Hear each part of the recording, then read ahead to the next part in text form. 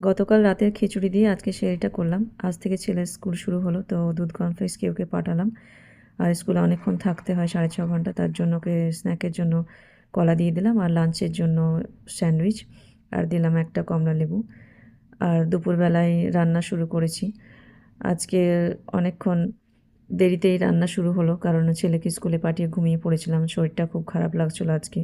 আসলে আমি যখন ওটস খেয়ে বা দই ভাত খেয়ে রোজা থাকি, তখন আমার কোনো রকম কোনো সমস্যা হয় না।